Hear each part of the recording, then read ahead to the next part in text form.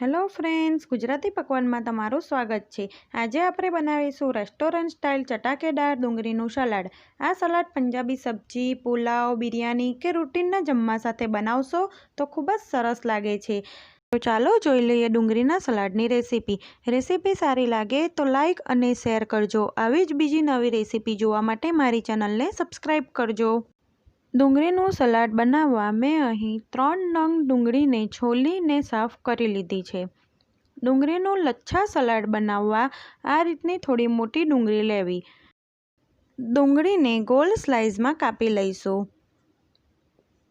તમે બટાકાની ચિપ્સ કરવાના સ્લાઇસરથી પણ ડુંગળીની સ્લાઇસ કરી શકો છો। જો તમને ડુંગળી કટ કરતી વખતે આંખમાં લાગતી હોય તો ચપ્પુને થોડો ગરમ કરી ડુંગળીને કટ કરવાથી ડુંગળી બિલકુલ આંખમાં લાગે નહીં અને ફટાફટ કટ થઈ જશે।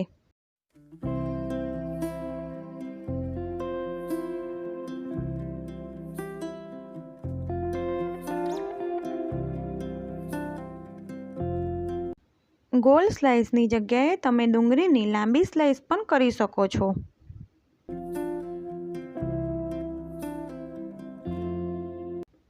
બધી ડુંગળીની સ્લાઇસ કરી લીધી છે। હવે તેના પડ છૂટા કરી લઈશું।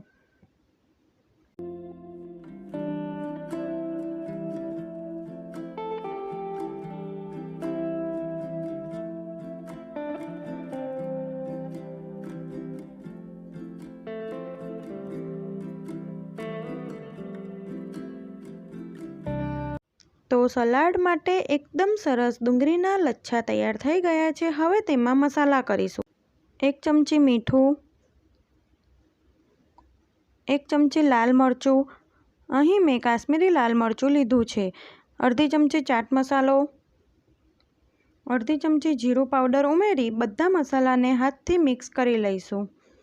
સલાડને વધુ ટેસ્ટી બનાવવા માટે તમે લીલું મરચું અને મરી પાવડર ઉમેરી શકો છો।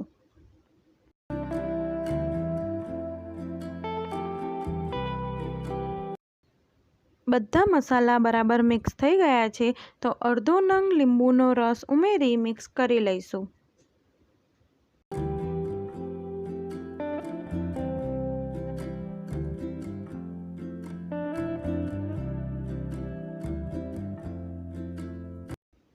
થોડા લીલા ધાણા ઉમેરી મિક્સ કરીશું તો આપણું ડુંગળીનું લચ્છા સલાડ બની ગયું છે। તો સલાડને ડીશમાં લઈ લઈશું।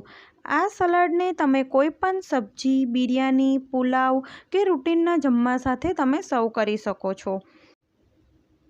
તો તમે આ રીતે આ સલાડને એકવાર જરૂર ટ્રાય કરજો અને તમારો અનુભવ કોમેન્ટ બોક્સમાં જણાવજો। આવી બીજી નવી રેસીપી જોવા માટે મારી ચેનલને સબસ્ક્રાઈબ કરજો। Thanks for watching.